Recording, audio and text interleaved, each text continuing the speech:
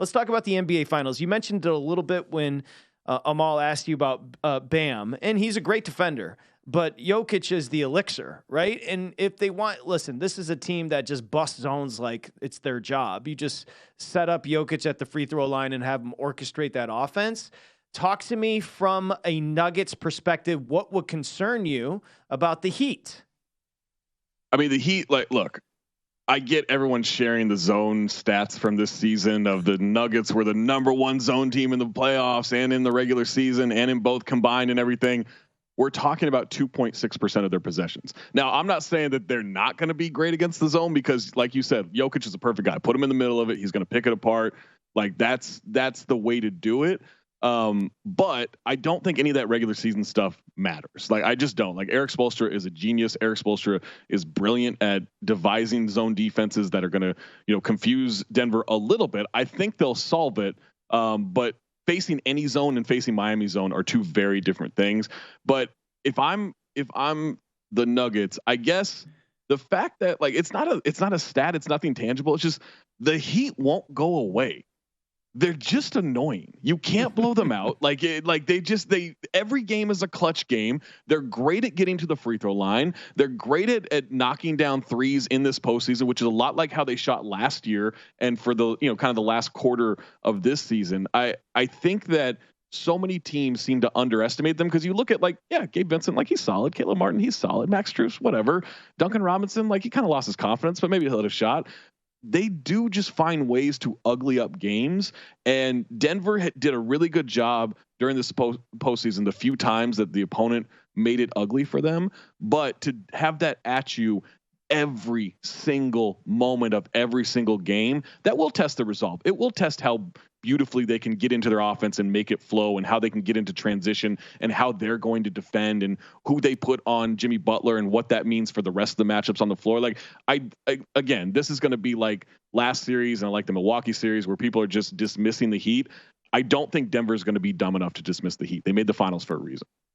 I think you bring up a good point there. I think with the time they've had in watching several games in this series, they'll know what to do. But overall, one of the things I said was Michael Porter Jr. is a guy that could have a tremendous series because I don't know if they have anyone that can match up with him. If you're looking at it from a Spoelstra and Miami Heat perspective, who would be the cover for you on Porter Jr. and how effective can they be because of his size? It just doesn't feel like anyone's going to obstruct his vision in terms of getting those three-point shots off very smoothly.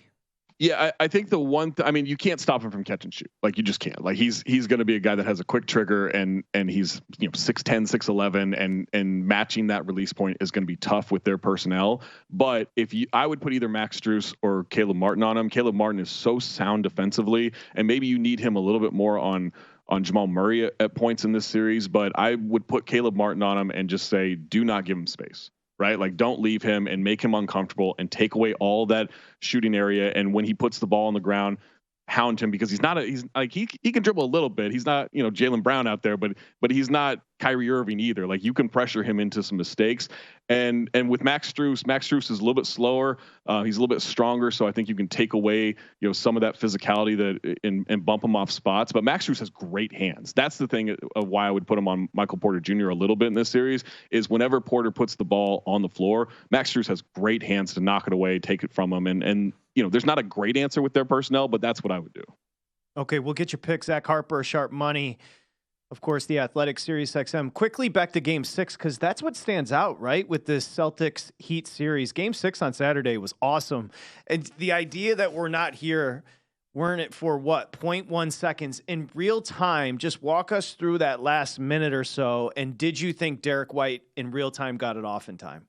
So I was at a bar and I'm watching, and there's this annoying Lakers fan next to me who's going for the Heat because he just hates the Celtics, right? And he's trying to rope me into a conversation, and I'm not the most social guy when I'm out. Like I'm just like I talk to her. My friend is a bartender. I'm just trying to talk to her.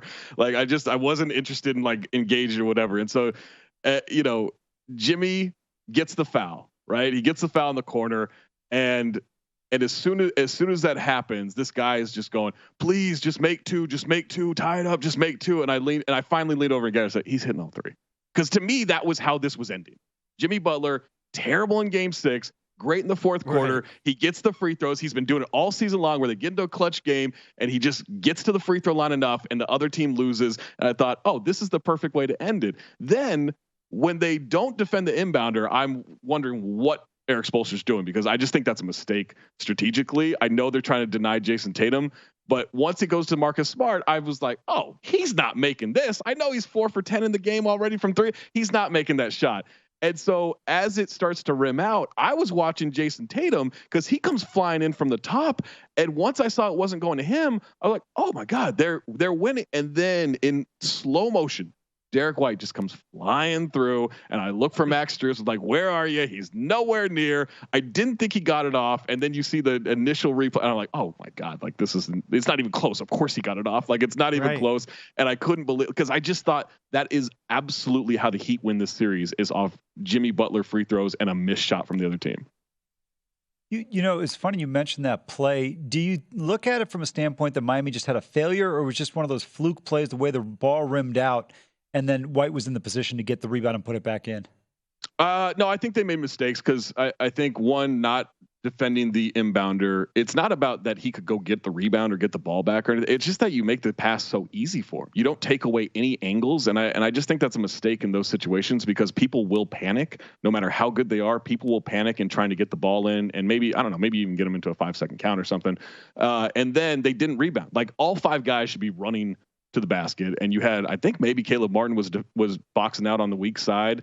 Strus was not in position. Bam was not in position. You know, Jimmy's too far away. And I actually thought, you know, I thought Jason Tatum was going to get the tip in. It like, the way it was going, it just seemed like that was going to be it.